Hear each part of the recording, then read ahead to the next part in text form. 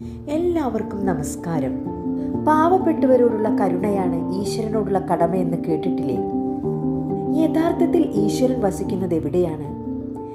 സ്നേഹം കൊണ്ടും കരുണ കൊണ്ടും ഒരു മനുഷ്യന്റെ ഹൃദയം ശുദ്ധമാണെങ്കിൽ തീർച്ചയായും ഈശ്വരൻ വസിക്കുന്നത് അവിടെ തന്നെയായിരിക്കും. ലോകത്തിലെ ഏറ്റവും വലിയ അമ്പലം എന്ന് പറയുന്നത് ശുദ്ധമായ ഹൃദയം തന്നെയാണ്. മറ്റുള്ളവരുടെ കണ്ണീരൊപ്പുവാൻ കഴിയുന്ന ഒരു ഹൃദയം നമുക്കുണ്ടെങ്കിൽ അതുതന്നെയാണ് നമുക്ക് ചെയ്യാൻ സാധിക്കുന്ന ഏറ്റവും വലിയ പൂജ.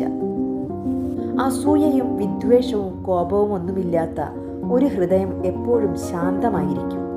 അങ്ങനെയുള്ള വ്യക്തികളുമായി ഇടപഴകുന്നവർക്കും ആ ഒരു പോസിറ്റീവ് വൈബ്രേഷനും സമാധാനവും ലഭിക്കുന്നു. മറ്റുള്ളവരോടുള്ള കരുണയും സ്വാർത്ഥത ഇല്ലായ്മയുമാണ് നമ്മളെയെല്ലാം ഈശ്വരനിലേക്ക് കൂടുതൽ അടുപ്പിക്കുന്നത്.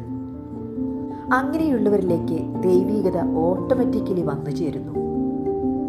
മറ്റുള്ളവരോട് ദയ കാണിക്കാനുള്ള ഒരു മനസ്സുണ്ടായിരിക്കുക തന്നെയാണ് ഏറ്റവും വലിയ കാര്യം. ഉള്ളിലുള്ള മനസ്സിനെ ശുദ്ധമായി വയ്ക്കുക, അല്ലാതെ ഉള്ളിൽ വെറുപ്പ് നിറച്ച് പുറത്ത് പൂജകൾ ചെയ്യുന്നതിൽ യാതൊരു അർത്ഥവുമില്ല. യഥാർത്ഥത്തിൽ നമ്മുടെ ശരീരം തന്നെയാണ് ക്ഷേത്രം, അതിനുള്ളിലെ ജീവനാണ് ദൈവം. അതുകൊണ്ട് നമ്മുടെ മനസ്സിനെ വളരെ ശുദ്ധിയോടെയും ഭക്തിയോടെയും സംരക്ഷിക്കുക. ഹൃദയം ശുദ്ധമാകുമ്പോൾ നമ്മുടെ പ്രവൃത്തികളും ചിന്തകളും നന്മയുള്ളതാകുന്നു. വേദനിക്കുന്നവനെ സഹായിക്കുമ്പോഴാണ് ദൈവത്തെ പൂജിക്കുന്ന ഫലം നമുക്ക് ലഭിക്കുന്നത്. മറ്റുള്ളവരോട് മനസ്സിൽ ദേഷ്യം വയ്ക്കാതെ ക്ഷമിക്കാനുള്ള ഒരു ഹൃദയം ഉണ്ടാക്കിയെടുക്കുവാൻ ഓരോരുത്തരും ശ്രമിക്കുക.